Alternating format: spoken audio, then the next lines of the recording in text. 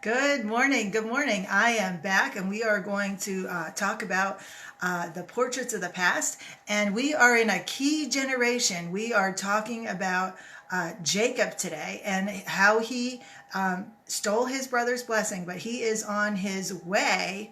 He is on his way to Haran to find a wife and to set on his journey to find God.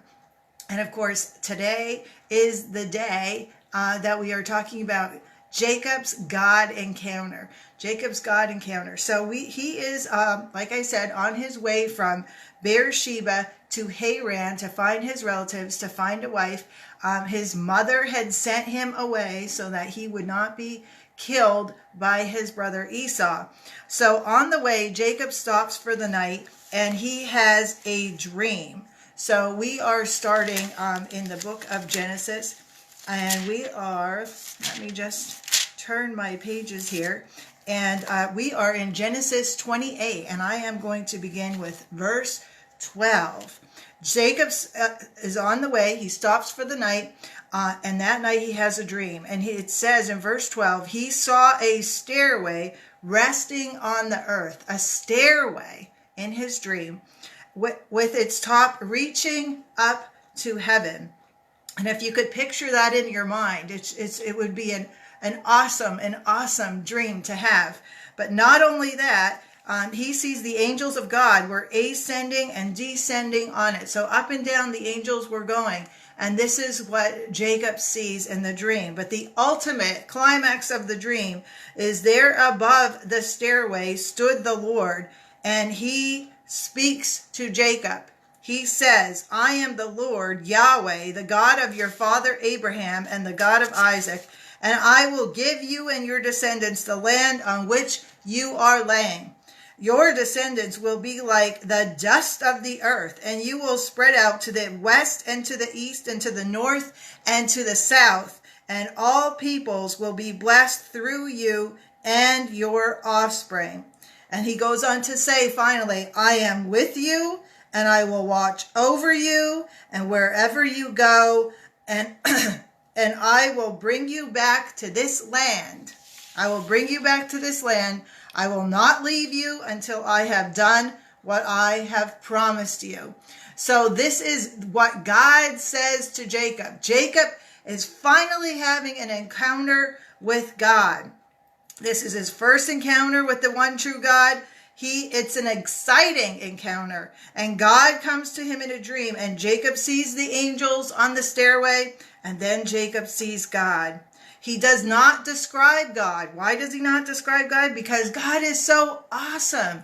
God is so awesome in his glory and majesty that it would be very difficult to describe him with words. And so, because God is holy and above all things, we see more of the description of the atmosphere around God. We see the description of the angels and the stairway, and not so much of what he looks like.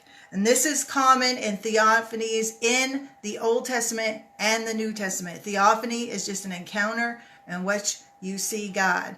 And of course, we all see God in a different way, and we are all going to see something different when we expect to see God. So God first introduces himself to Jacob. He says, I am the Lord. I am Yahweh.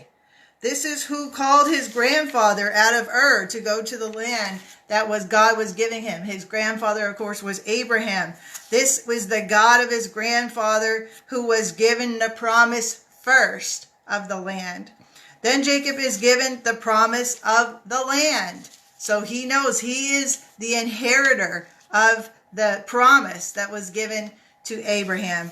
I will give you and your descendants the land in which you are lying. And God promised Abraham, even in Genesis 13, 14, and 15, the Lord said to Abraham, look around you where you are, to the north and to the south and to the east and to the west. This is the land that I'm going to give to you. All the land that you see, and you will have it for your offsprings forever.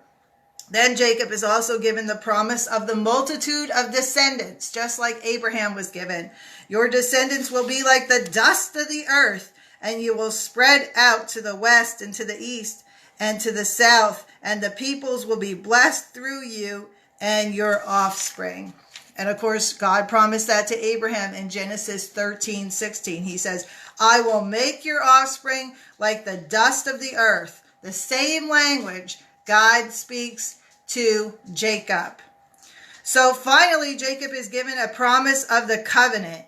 God is a covenant God. He is a covenant keeper. He is a God who keeps his promises. If God promises you something, he is going to give it to you. You may not know exactly when that is going to happen. Of course, Abraham was promised the land and a multitude of descendants, and he did not live to see that multitude. He did not live to, but that promise carried on down to his grandson, Jacob. Okay, so God promises to watch over Jacob, to bring him back to the land, and he will not leave Jacob until he has done all that he has promised. So God also tells Abraham in a vision in Genesis 15:1, I am your shield and your very great reward. And that is the same language of protection and promise. Now Jacob wakes up from the dream, and this is important to see how he responds to his encounter with God. How do we respond to an encounter with God? Do we just brush it off? Do we think that it was meaningless, that it didn't really happen, that it was our imagination? This is what Jacob does. He thinks, surely the Lord is in this place. So he thinks God is right there in that actual location, in that geographical location. That's where he thinks God is. This is his first encounter with God. And if you notice in the previous video, he talks about God as his father's God. So he hasn't taken God for himself just yet. But here we see in this day, after this theophany, after this dream, after this vision that he sees in the nighttime, that he is going to be making a covenant with God. So he was afraid, and he said, how awesome is this place? This is none other than the house of God, where God lives, and this is the gate of heaven. So we know that God is everywhere at all times. That's his being omnipresent. That is one of the things, the characteristics of God. Another characteristic is he's omnipotent. He is all powerful, and he is also omniscient, and that is all knowing. So he is all of these things at the same time. And this is what Jacob is going to have to understand on his journey as he goes through life in a covenant with God. So this is Jacob's first encounter. Like I said, he's full of excitement. He reacts to the understanding of God that he has at the moment. So early the next morning, Jacob takes the stone that he had placed under his head that he was sleeping on and sets it up as a pillar. This was the custom of the day. And Cain and Abel had their altar and offerings. Noah had his altar, and Abraham had his. And here Jacob anoints that stone with oil because he is making a vow.